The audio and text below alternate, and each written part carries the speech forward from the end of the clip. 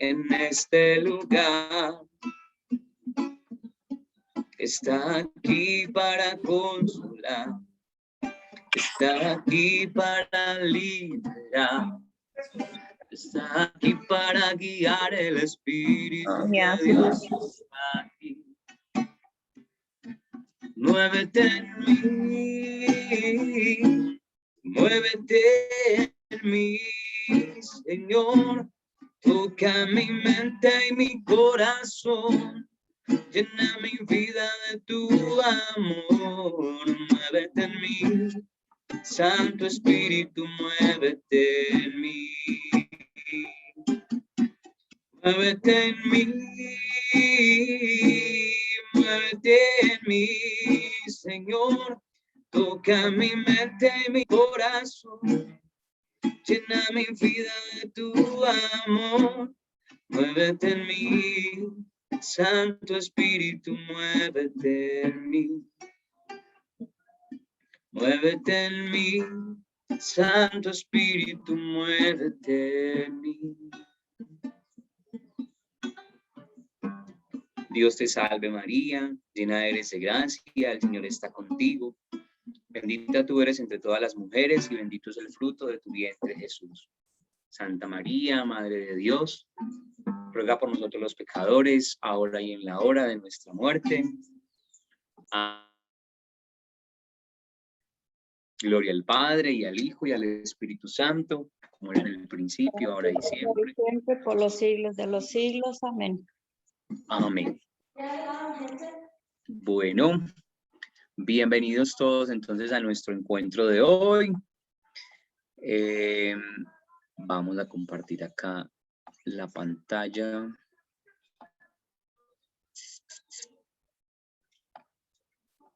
A ver, pues.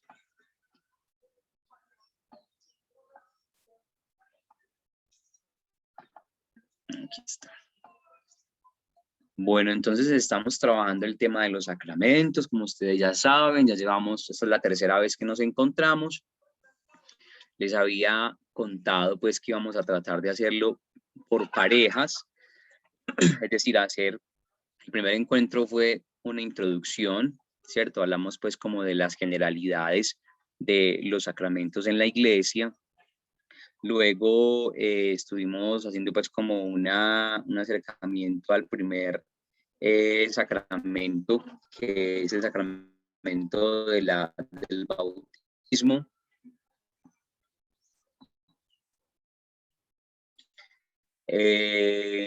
Acompañado del sacramento de la Cena del Señor, que lo pusimos con los primeros sacramentos que tuvimos en la iglesia cristiana, en el cristianismo. Los dos aparecen entonces en los evangelios, en las cartas de San Pablo, como signos de pertenencia a la comunidad cristiana. Entonces, por ejemplo, el evangelio según San Mateo, Marcos, hablan del sacramento del bautismo, pues como un signo que los discípulos realizaban a las personas que comenzaban a ser parte de la comunidad cristiana, respondiendo al llamado que el Señor les hizo de ir a evangelizar y bautizar en el nombre del Padre, del Hijo y del Espíritu Santo. Entonces el bautismo es el sacramento de los primeros que la iglesia fue teniendo, es decir, de los primeros signos que la iglesia tuvo para darle ingreso a las personas a la comunidad cristiana. Y la Cena del Señor, como ustedes saben, que está también referida en los evangelios, no solamente pues en los evangelios sinópticos, sino que también en Juan, ¿cierto? En el cuarto evangelio aparece una referencia al pan de vida, a la Eucaristía como fuente de vida y de salvación y de vida eterna, etc. Y les decía yo que la primera referencia bíblica, el primero que escribió sobre la Eucaristía fue este señor llamado Pablo en la carta a los Corintios, donde habla en varias ocasiones de la Cena del Señor como una actividad que hacían en la comunidad cristiana al principio. Estos son los dos primeros sacramentos que hubo en la iglesia, bautismo y Eucaristía. Luego, pues, podríamos empezar a hablar del sacramento de la confirmación. el sacramento de la confirmación, que es un sacramento entonces que gira en torno a una de las experiencias más bonitas del cristianismo, que es el Pentecostés, la persona del Espíritu Santo. Justamente estamos en Pascua, estamos en un tiempo muy especial de la Iglesia Católica en el que estamos aguardando la venida del Espíritu Santo. Después de 50 días después de la Pascua, la Iglesia, igual que el judaísmo, celebra la fiesta de Pentecostés. En el Antiguo Testamento, el judaísmo celebraba la fiesta de las semanas o la fiesta del Shavuot, que era una fiesta que giraba en torno a la Torá y a la recepción de la Torá. Entonces, acuérdense ustedes que el pueblo judío, el pueblo de Israel recibe la Torá, recibe la enseñanza, recibe la instrucción de parte de Dios, y eso se convierte en una fiesta para ellos. Cuando pasaba la Pascua, es decir, después de que celebraban la cena de Pascua, en la noche del 14 de Nisan, contaban 7 semanas de 7 días. Y en esas semanas, entonces, era como el tiempo de espera hasta llegar a la fiesta de Pentecostés, el nombre griego es Pentecostés, o la fiesta del Shavuot, que es la fiesta de las semanas, el nombre hebreo, la fiesta de las semanas. ¿Y qué se celebraba en esa fiesta? Entonces era la alianza con Yahvé. Es decir, que Dios ha constituido un pueblo, y un pueblo que es libre desde el hecho de que recibe la alianza. Dios hace a su pueblo, lo constituye a través de la alianza. ¿Y qué pasa? Entonces, que en el Nuevo Testamento, la nueva alianza se entiende como la acción del Espíritu Santo. La antigua alianza fue entregada por Dios a Moisés, fue conservada por la tradición, por los judíos, etc. Pero la nueva alianza es una que el Espíritu Santo mismo va a hacer. ¿En qué consiste esa nueva alianza? En que Dios va a escribir en el corazón de los hombres la alianza, que ya no va a estar la alianza escrita en unas piedras, en unas tablas de piedra, sino que va a estar escrita en el corazón de los hombres por la obra del Espíritu Santo. Por eso es muy bonito que la recepción del Espíritu Santo haya sido justo en la fiesta de Pentecostés o la fiesta del Shavuot, porque quiere decir que Pentecostés, que el cristianismo, que la resurrección de Jesús son el punto culmen del judaísmo, y más aún el punto culmen de la alianza que Dios ha pactado en el Sinaí. Entonces, como quien dice que esa alianza del Nuevo Testamento es culminante, es la alianza definitiva que Dios quiere hacer con la humanidad a través de su Espíritu Santo. Entonces, cuando hablamos del sacramento de la confirmación, estamos hablando justamente de este aspecto, del Espíritu Santo, como el que confirma la fe de la Iglesia, el que confirma en el corazón de los hombres la alianza que Dios ha querido pactar con ellos. Entonces, me parece que es muy bonito que podamos reflexionar en este ratico que tenemos sobre el sacramento de la confirmación, porque justamente estamos en Pascua, e incluso podríamos aprovechar para hacer una especie de preparación a Pentecostés a través de revisar el significado de la confirmación como recepción del Espíritu Santo. Entonces, les voy a compartir un videíto cortico, por favor me dicen si lo escuchan, donde explican el rito y lo que significa el sacramento de la confirmación.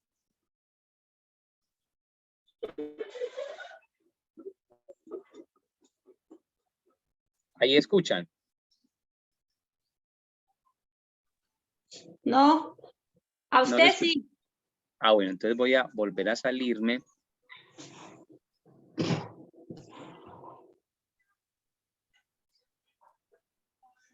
Voy a volver a compartir. Share sound. Eso, ahora creo que sí. Ahora sí.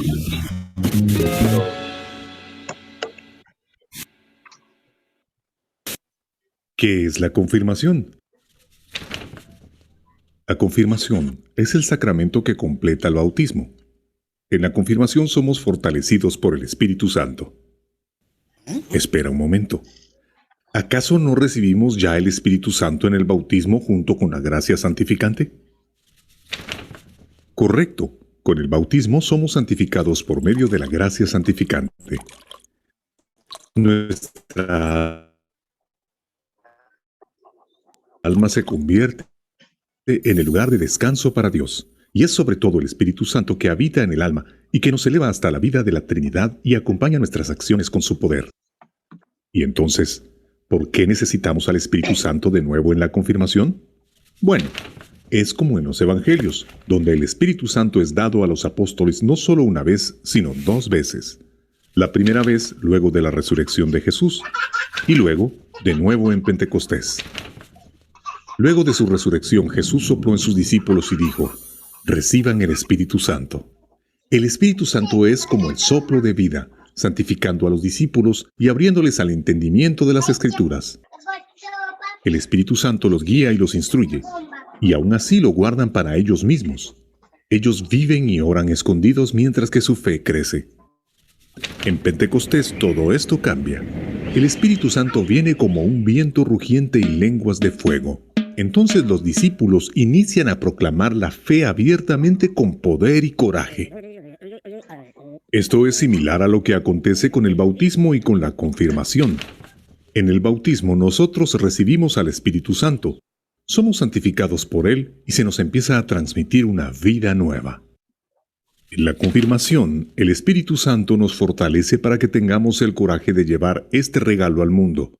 Cuando hemos recibido la confirmación, estamos llamados a proclamar nuestra fe valientemente. La confirmación, entonces, nos fortalece para ser soldados y testigos del reino de Dios. Estamos llamados a no temer cuando nos encontramos frente a las adversidades. Por el poder de la confirmación, preservamos, proclamamos y defendemos nuestra fe.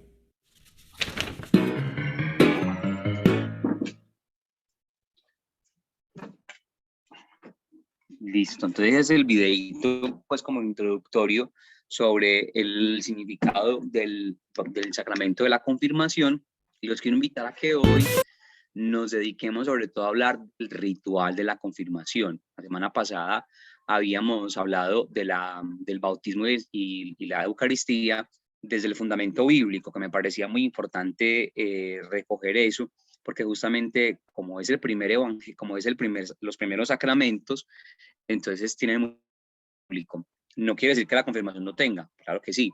Desde lo que les decía ahorita de la recepción del Espíritu Santo como el que confirma la obra de Dios, pero hay en el ritual de confirmación detalles muy bonitos. Fíjense que ahí está pues el orden del ritual de la confirmación dentro de la Eucaristía, que comienza obviamente con la liturgia de la palabra y etcétera. El sacramento de la confirmación comienza cuando el pastor o el sacerdote o el diácono o el catequista de la comunidad presenta a los candidatos para la confirmación. A menudo se llama a cada candidato por su nombre, quien pasa al frente con su padrino o uno de sus padres. Este sacramento que comienza justamente con este acto de presentación, porque se trata de un ritual que ha pasado a nuestra tradición católica como el momento en el que la persona que ha sido bautizada en su infancia acepta, confirma, ¿cierto? Confirma su opción de vida cristiana. Entonces, por eso, al principio ustedes, no sé si se acuerdan que la iglesia celebraba los dos sacramentos juntos, el bautismo y la confirmación, lo hacían al principio, cuando todavía eran chiquitos los niños. Entonces, después, la iglesia fue pensando en que ese sacramento, como hace referencia al momento de Pentecostés en que la iglesia recibe el Espíritu Santo, sería bueno hacerlo con jóvenes o con adultos que ya estén conscientes de su elección de vida, de hacer parte de la vida cristiana o de tener un estilo de vida cristiano.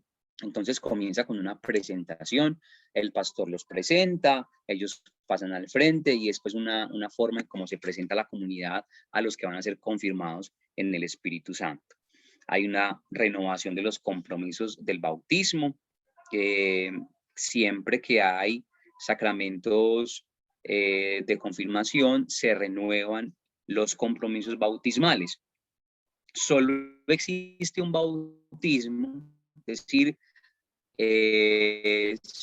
solo somos bautizados una vez en la iglesia y en el cristianismo. De hecho, les contaba la semana que alguien preguntaba sobre qué pasa cuando una persona viene de otra religión que no sea la que haya sido, por ejemplo, cristiano.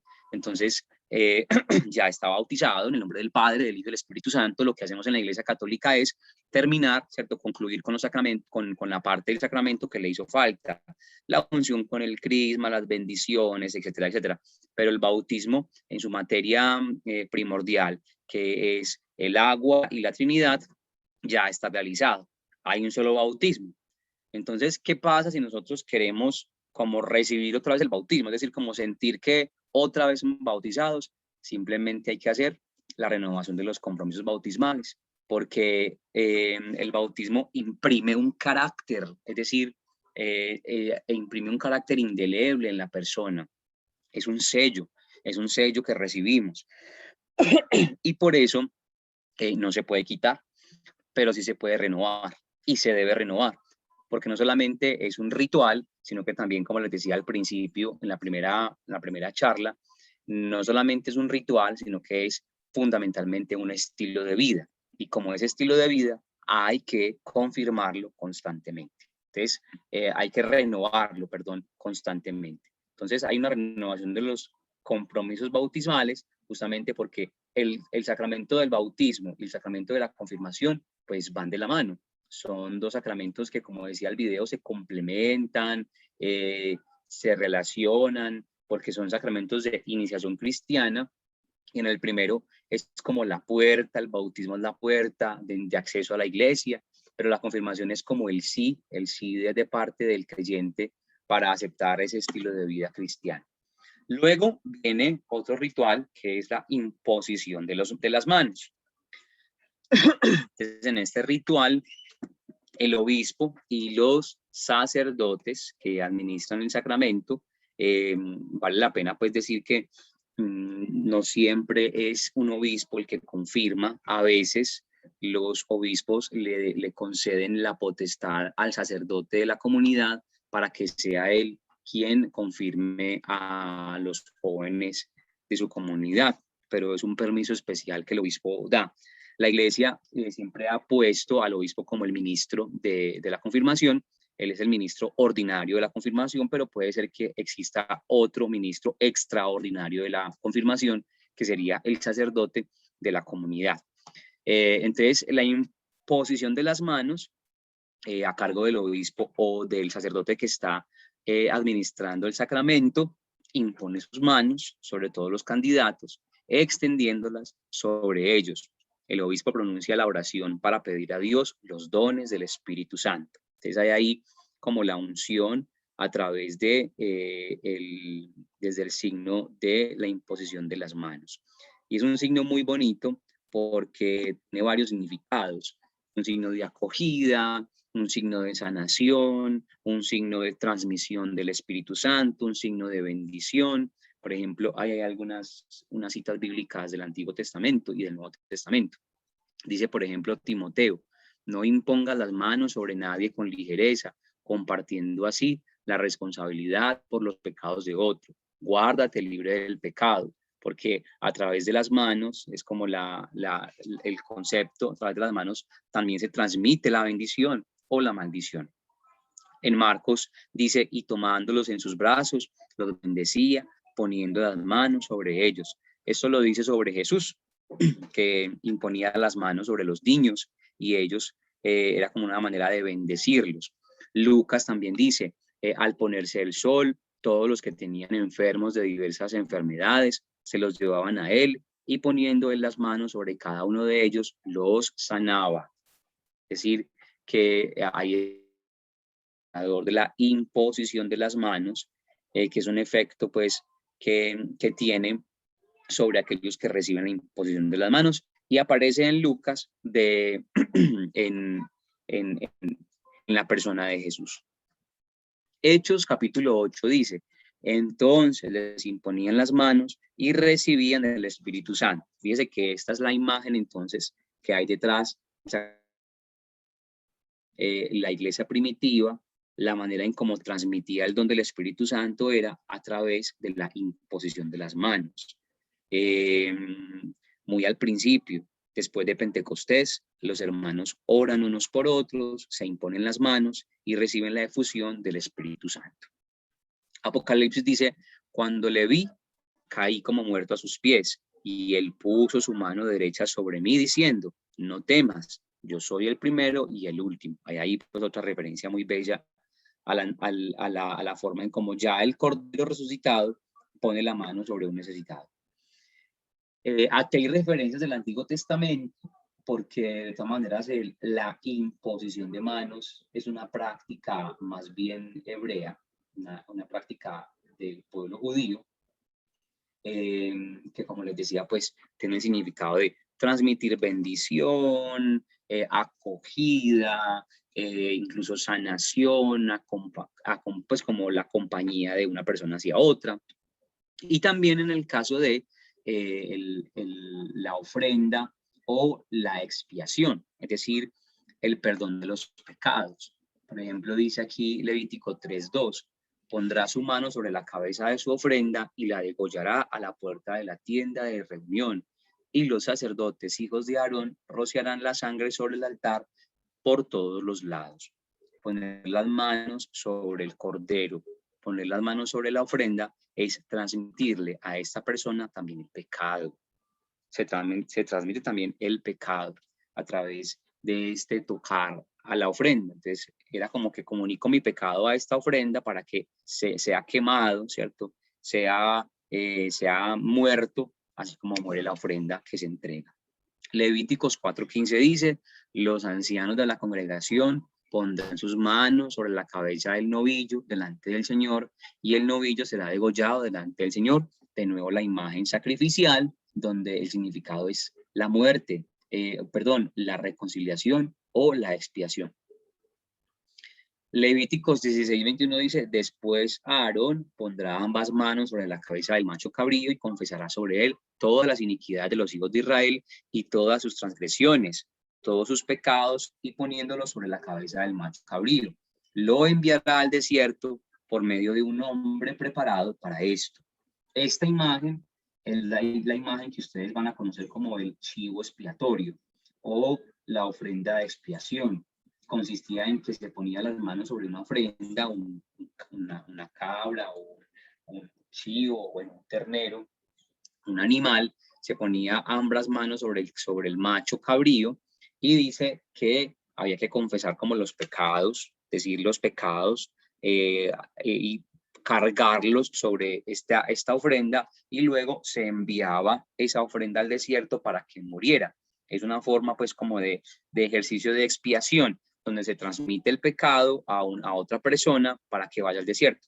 ¿Han escuchado ustedes esa expresión, no? El chivo expiatorio. ¿Quién es el chivo expiatorio? Pues el que carga con los pecados de toda una comunidad, y a ese lo apedreamos, lo sacamos y ya quedó expiada la culpa, ¿cierto? Por lo regular, en un país, el chivo expiatorio siempre es el pobre presidente, ¿cierto? Todo el mundo le echa la culpa al presidente, y el que menos tiene la culpa es el presidente. Entonces todo el mundo culpa al presidente, lo cargamos a él, lo sacamos y ya es que se quedó saldada la culpa. Y mentiras, que detrás del presidente hay un montón de corruptos, y de gente que estaba engañando, robándose el país, y todos quedamos sanos. Pero es la imagen del chivo expiatorio. Igualmente en las comunidades a veces hacemos eso. En las comunidades decimos: no, es que la culpa es de Fernando. Es que la culpa es de María, es de María, es que la culpa es de Ricardo. Eso es por ella. Entonces saquémosla de la comunidad y verá que esto se arregla. Y mentiras, que la culpa era de todos los que estaban ahí, que son chismosos, mentirosos y lenguilargos y de todo. Entonces, esa es la imagen del chivo expiatorio. Estaba en el Antiguo Testamento. ¿Alguien iba a decir algo? Números también dice, y presentarás a los levitas delante del Señor, y los hijos de Israel pondrán sus manos sobre los levitas. Números 6:24, no esa cita, pero también es una cita muy importante. Números 6:24 va a hablar de la imposición de las manos en el sentido de la bendición. Números 6:24 dice, dile a Aarón que le diga a mi pueblo la siguiente bendición. Que el Señor te bendiga y te guarde. El Señor haga resplandecer tu rostro sobre ti y te conceda la paz. A ver, lo busco por acá. Levíticos, Números, Deuteronomio. 6:24 dice. Dijo Yahvé a Moisés, di esto a Aarón y a sus hijos. Así han de bendecir a los israelitas y les dirán. Entonces, el sacerdote imponía las manos sobre el pueblo y bendecía a su pueblo. Entonces, ahí tienen ustedes pues como unas citas bíblicas que hablan de lo que significa imponer las manos. Transmitir la bendición, efusión de Espíritu Santo, de alguna manera también perdón de los pecados. Luego, en el rito de la confirmación está el signo de la unción con el crisma. Cada candidato va ante el obispo, el padrino coloca su mano derecha sobre el hombro del candidato, es el signo del acompañamiento. Entonces se supone que el padrino el que va a ser confirmado es el que lo va a acompañar en ese proceso de vida cristiana, el que lo va a ayudar para que sea santo. Entonces, por eso pone su mano sobre el hombro, lo acompaña donde el obispo, y la confirmación en realidad es un ejercicio que también es comunitario, porque el padrino tiene un papel importante ahí. ¿Cuál es el papel del padrino? Ser mi amigo, ser mi compañero, ser mi guía en el camino de la santidad. El camino de la santidad. Para eso es el padrino. Entonces, cuando escojan un padrino de confirmación, que sea una persona que pueda ayudar a su hijo o a su hija a caminar hacia la santidad. Porque si es un borracho, una persona que en realidad no le va a aportar nada, pues ¿para qué sirve? No le pongan padrino, porque en realidad el ejercicio del padrino es una persona que sea capaz de con su testimonio de vida llevar a una persona a la santidad. Entonces van hacia el obispo, y el obispo menciona el nombre de la persona. Es un signo muy bonito porque quiere decir que no es un acto pues como al bulto. La confirmación tiene que ser muy personal, por eso el obispo debe pronunciar el nombre. Así no se lo sepa, tiene que aprendérselo, o que el sacerdote se haga al ladito del obispo, lista en mano, y le diga quién es este que viene a confirmarse, porque es importante que sea personal, es decir, que el que viene tenga nombre, tenga rostro, porque él está dando la cara para decirle a la iglesia, sí, quiero ser cristiano. Entonces el obispo pronuncia el nombre del candidato y moja su pulgar derecho en el crisma, y con él hace la señal de la cruz sobre la frente del candidato. El crisma. El crisma es un signo bellísimo. Cuando hablamos del Espíritu Santo, siempre tenemos que utilizar imágenes, signos, porque el espíritu pues es espíritu, y difícilmente uno lo puede poner en una probeta para decir quién es el Espíritu Santo. Entonces, ¿qué sí podemos hacer? Hablar del Espíritu de Dios a través de los signos del Espíritu Santo. Entonces, la iglesia siempre habla de la acción del Espíritu Santo a través de los signos del Espíritu. Y ustedes lo recordarán, son muchos signos. Por ejemplo, en la Biblia se habla del Espíritu como la Ruaj. El Espíritu es la Ruaj HaKodesh, el Espíritu de Yahvé. Eso quiere decir la Ruaj HaKodesh, el Espíritu de Yahvé. Voy a intentar aquí de nuevo compartirles la imagen para que vean otra presentación. Ahí está los signos del Espíritu. Entonces, por ejemplo, el fuego la imagen del fuego, que es muy bonita porque quiere decir que el Espíritu Santo lo que toca lo transforma, pero también el Espíritu es como agua que purifica, que lava. ¿Cuál es la diferencia entre el agua y el fuego? El agua lava, el agua purifica, pero purifica de manera exterior, refresca el corazón, refresca el alma, le da pureza. Pero el fuego también transforma, también purifica, pero purifica radicalmente y transforma radicalmente. Lo que el fuego toca no vuelve a ser igual. Lo que el fuego toca jamás vuelve a ser igual. Queda en cenizas, queda purificado, queda transformado. También otro signo es el viento. Aquí está, como ruaj. De hecho, la palabra espíritu en hebreo tiene una connotación muy del viento. La palabra ruaj significa viento, aliento de vida, tempestad. Entonces, cuando ustedes quieran explicar qué es el espíritu en el Antiguo Testamento, usted diga, es el viento de Dios. Así dice, por ejemplo, el libro del Génesis, cuando habla de la creación, que un viento de Dios se movía, se cernía sobre las aguas. Es la imagen más bella para hablar del espíritu. ¿Y por qué el viento? Justamente porque el viento, pues no sé, es la imagen más excelente del espíritu, porque no se puede ver. El viento no se y tampoco se puede tocar. Usted no puede coger el viento y agarrarlo y hacerle así, no. Ni tampoco lo puede examinar con una lupa. A lo sumo usted puede decir que tiene una velocidad. Por ejemplo, el año pasado hubo aquí en Colombia y en el Caribe una ¿cómo se llama? Un huracán que pasó por Colombia y estuvo también creo que por Miami, por Filipinas, y la gente decía, ese huracán va a 20, 50, 100 kilómetros por hora. Entonces uno a lo sumo puede decir que el viento tiene una velocidad, pero nada más, nada más.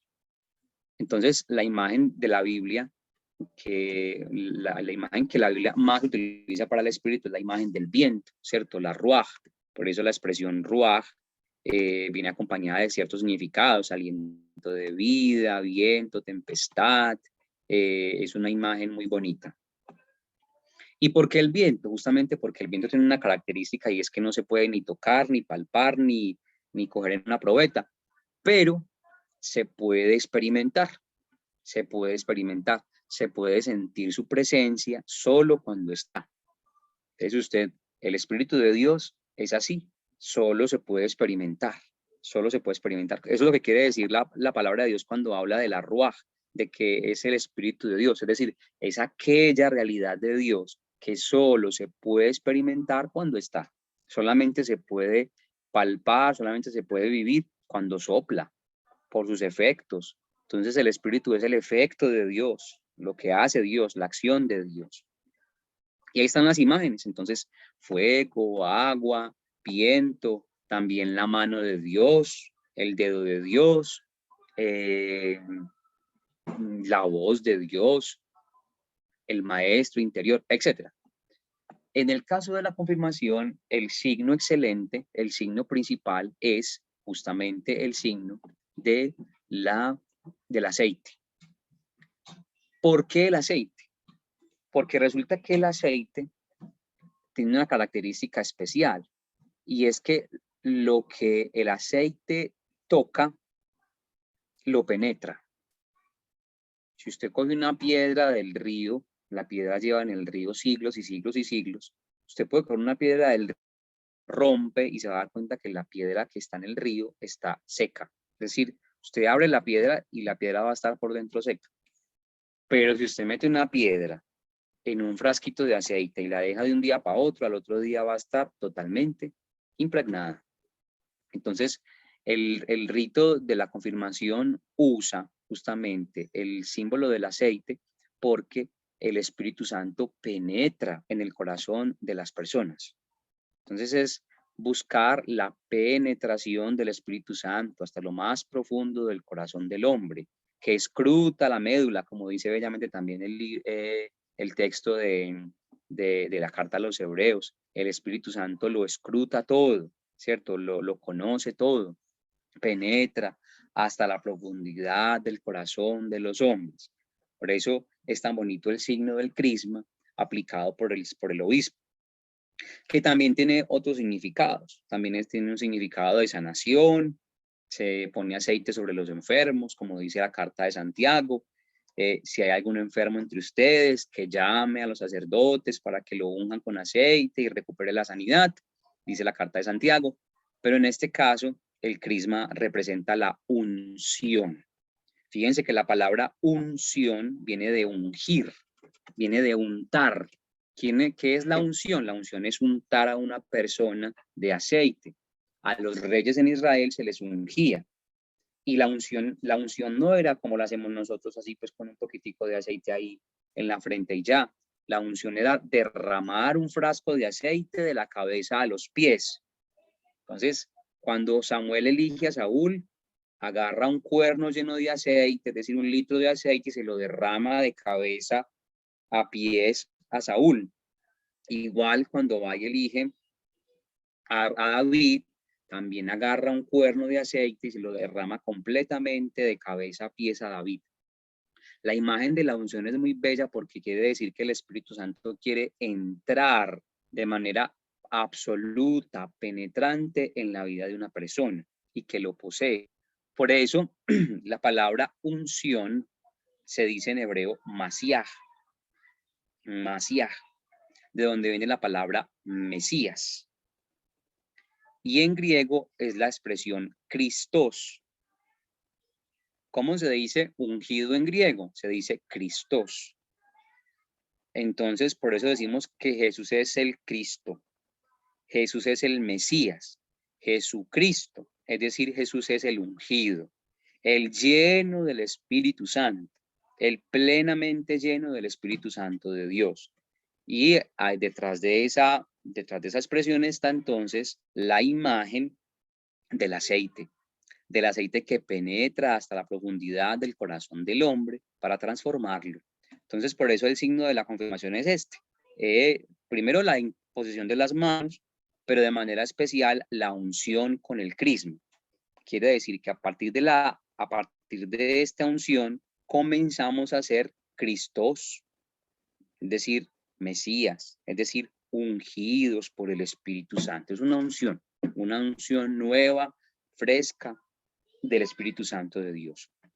Entonces, el ritual de la unción del Santo Crisma representa el Espíritu Santo que la Iglesia desea que descienda sobre el candidato.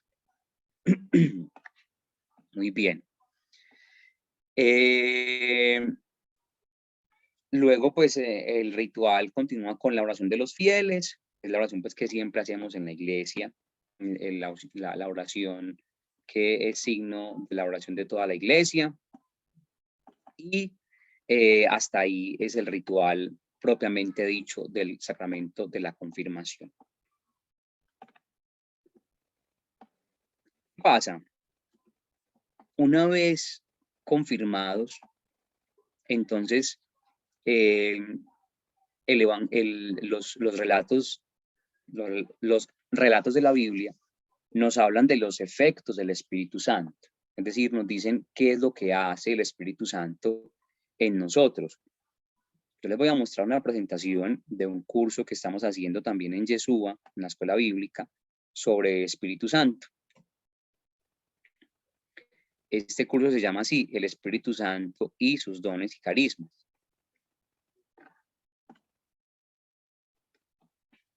Y en este curso estamos hablando de la personalidad del Espíritu Santo.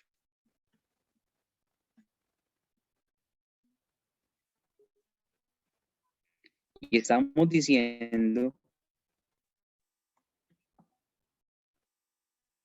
la acción del Espíritu Santo consiste en varias cosas.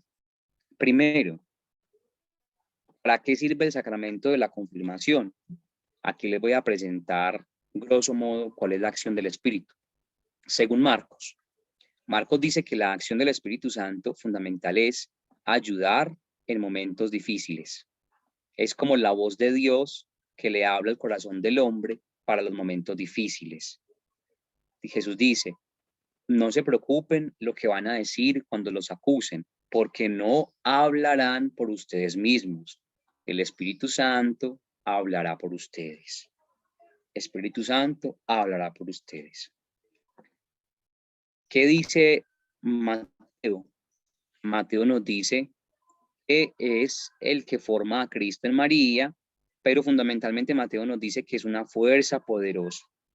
Es una fuerza poderosa, es decir, que es el que le da poder al cristiano para vencer la tentación, para vencer el mal, para vencer la enfermedad, para vencer lo que lo destruye. Lucas nos va a decir, el Espíritu Santo es el que engendra a Cristo en María y en la iglesia. Que la obra excelente del Espíritu Santo consiste en hacer que Cristo se forme en el corazón de todos los creyentes, de María primeramente, que es la madre del Mesías, pero que la obra excelente del Espíritu Santo consiste en hacer que Jesús se forme en todos los creyentes. ¿Qué significa eso? Hombre, que cuando usted recibe el Espíritu Santo, al otro día se puede levantar, mirarse al espejo y decir, ve, me salió la nariz de Jesús, me salieron la barbita de Jesús, me salió ya. Ya estoy mirando como mira Jesús, ya tengo las orejas de Jesús. Es decir, que cuando usted recibe el Espíritu Santo, Jesús comienza a hacer en usted. Es decir, que lo que hace el Espíritu Santo es formar a Cristo en usted, hacerlo parecido a Jesucristo.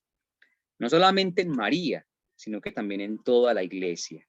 ¿Qué se requiere para que esto pase? A ver, señores, ¿qué fue lo necesario para que Cristo se encarnara en María? ¿Qué fue lo único que fue necesario? Según Lucas, ¿qué fue lo único necesario para que el Espíritu Santo engendrara a Cristo en María?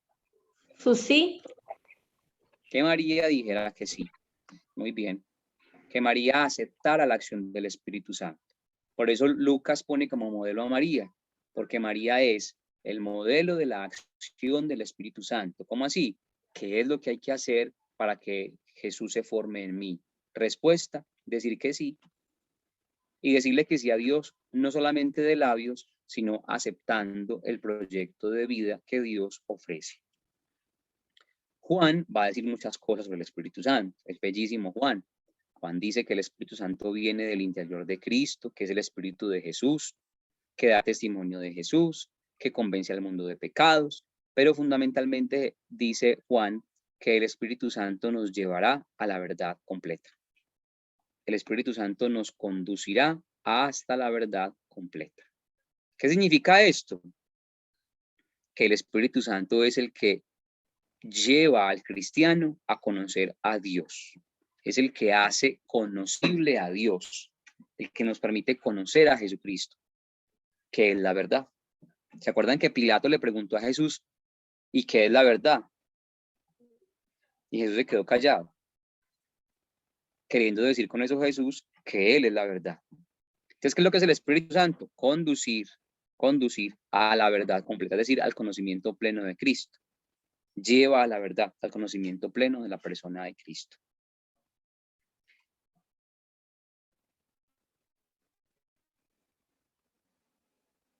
Por eso, en la confirmación, recibimos un espíritu que nos ayuda en momentos difíciles. Es decir, es como la dotación del cristiano para los momentos difíciles. Pero recibimos una fuerza poderosa que ayuda en la vida. Recibimos definitivamente y finalmente aquel que engendra en nosotros a Cristo, que nos hace parecidos a Jesús y que nos lleva a la verdad completa. Aquí la palabra clave es guiará hasta la verdad completa. Fíjense que la palabra no dice les mostrará la verdad completa. Les dará a conocer la verdad completa.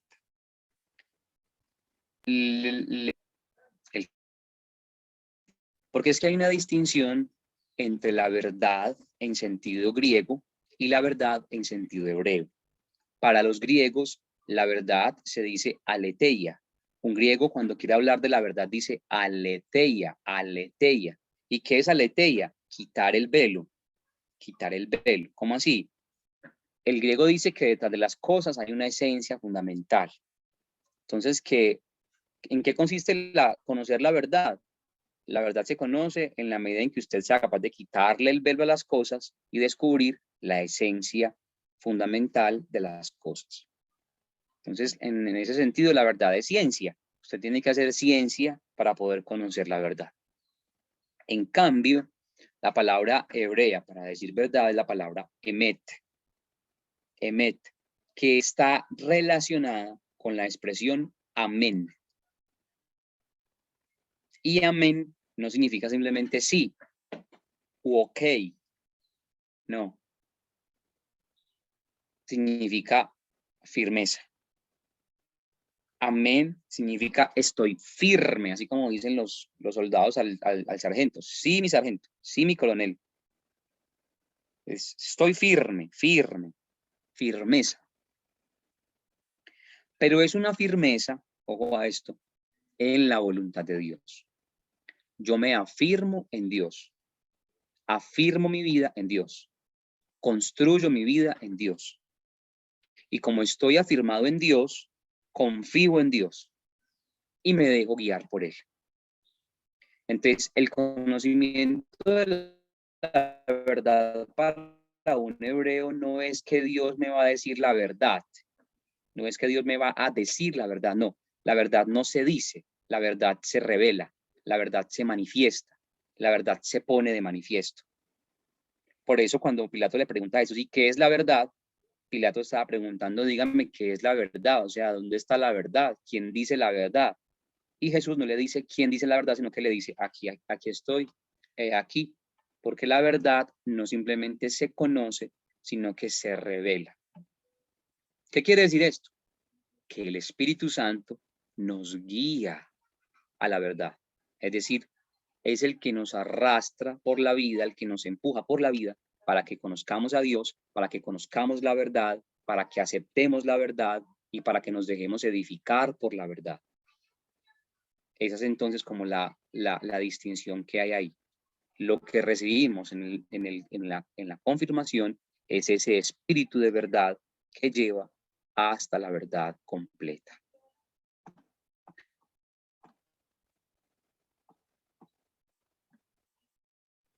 Muy bien, entonces preguntas, dudas, inquietudes y vamos a orar.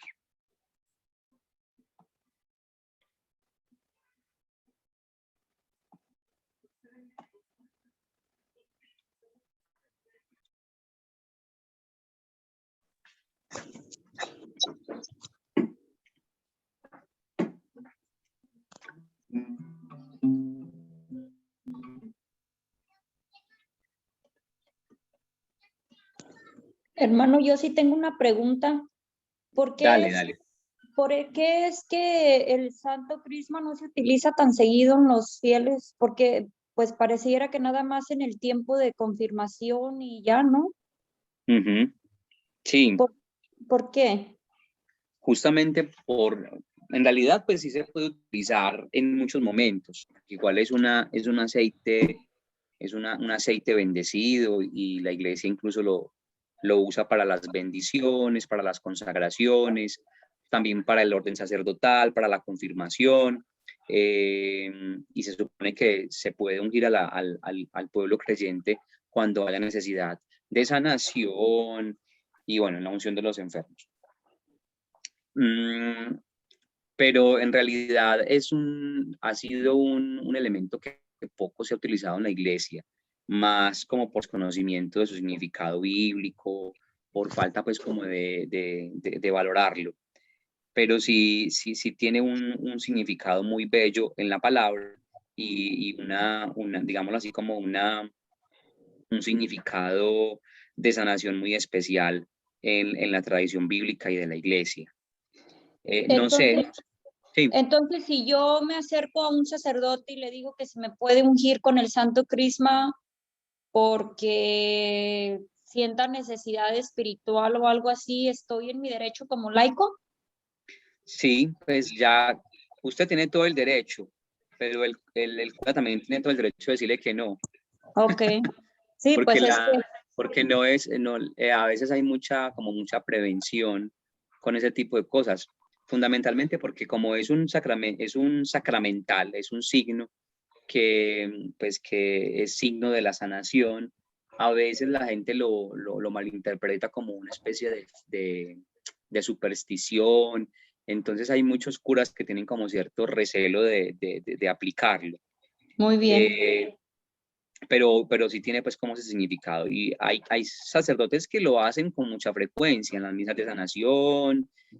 A los enfermos siempre los ungen con el aceite bendecido. Ese Me ha aceite tocado. se bendice los jueves santos. El jueves santo los obispos se reúnen con el clero y se bendice ese aceite, porque el que lo puede bendecir solamente es el obispo. Obispo. Muy bien, gracias. Listo, Juliana. Hermano, yo sí tengo una pregunta también, nomás estaba esperando a ver si alguien más hacía, no hay problema. Hay una cosa que Dale. me ha intrigado con algo que no he podido comprender. Cuando Jacob le da la bendición perdón, Isaac le da la bendición a Jacob pensando que era Esaú y le impone las manos y le da la bendición del hijo primogénito. Pero después llega Esaú y le dice, y se dan cuenta obviamente del engaño, y le dice, papá, pero no tienes nada para mí, ya no tienes nada que darme. Isaac le dice, hijo, ya le he dado todo a tu hermano Jacob. Y llorando él le dice, pero tienes que tener algo, dame algo. Y yo la pregunta que tengo aquí es de que, ¿cómo no lo comprendo? Me gustaría entender un poco más. ¿Cómo es que le impone las manos, le da la bendición a Jacob en el cuerpo digamos, en el pensamiento, en el corazón? Isaac se lo estaba dando a Esaú, la intención era para Esaú, mas sin embargo se le da a Jacob por el hecho de imponerle las manos, la fuerza de la imposición de las manos, que el tacto incluso, lo que yo meditaba, incluso es más fuerte que la misma intención del corazón, ¿o qué? Esa es mi pregunta. Sí. En realidad, pues el texto de Jacob y Esaú es un texto muy de significado muy profundo, pues, y podríamos quedarnos acá toda la mañana hablando de ellos, porque hay pues todo un juego ahí, y tiene que ver también con la vocación de Jacob, con lo que significó para la tradición patriarcal, Sí. la tradición patriarcal, la persona de Jacob, que nace pues desde el principio siendo como un pillo. Es un pillo, Jacob es un pillo. Se agarra de la mano de Esaú para robarle la primogenitura. Desde el principio le quiso robar la primogenitura desde bebé, pues dañado. Sí, ya. Luego le quiere robar la bendición. Y al final, pues Jacob va a tener un encuentro con Dios, en donde va a luchar con Dios y incluso va a pelear con Dios y le va a robar la bendición a Dios. O sea, es como es la forma como el Génesis quiere comunicarnos la personalidad de Jacob, que pasa de ser un ladrón a ser el padre de todo un pueblo. Y justamente la escena que tú acabas de mencionar tiene que ver con eso, que lo que hace ahí es robarse la bendición de la primogenitura por parte de su papá, y es un robo, y ya no hay vuelta de hoja, o sea, como que se robó toda la bendición, al punto de que cuando Esaú llega a pedir la parte que era de él, Jacob le dice, hermano, ya lo han destronado. ¿Qué quiere decir eso? Que lo que hace una persona, lo que hace a una persona no son sus privilegios, sino sus obras. No son sus características, ¿cómo decirlo? ¿Cómo decirlo? Sus características innatas, sino lo que hace. ¿Cómo así? Ahí el primogénito era Esaú. El primogénito era Esaú, pero el que se comportó como primogénito toda su vida fue Jacob. Entonces, cuando el texto dice que lo que hizo Jacob fue robarse la bendición y que ya no quedó nada para Esaú, es decir, eso, que ser primogénito no es ser primogénito. O sea, no es como que el primogénito es, en realidad, para hacerme entender, que el primogénito, el que se comportó como primogénito fue Jacob y la bendición fue para él. La bendición fue para él. Ese sería como el sentido más amplio. Entonces eso lo podemos aplicar ahorita como quizás entre muchos católicos creen que son católicos nomás porque fueron bautizados, pero no hay un estilo de vida. O sea, ahí lo podemos aplicar en más o menos algo así, ¿no? Claro. Por eso les decía yo que no es un título nobiliario. Fíjese lo que pasó con Esaú. Él era el primogénito. Incluso nos pueden decir cuando lleguemos a la eternidad. Y usted puede decir, pero es que yo era católico. Y llega un musulmán y dice, pero es que yo he sido musulmán, pero toda la vida me comporté como católico y mejor que un católico. Porque ustedes eran muy irresponsables, muy impíos, ustedes hacían todo al revés. Entonces, no es el que dice ser, sino el que realmente hace las cosas. Y justamente el ejemplo de Jacob es el más claro para decir eso. Él siempre se comportó como un primogénito y por eso la bendición y por eso todos los beneficios de la primogenitura fueron para él.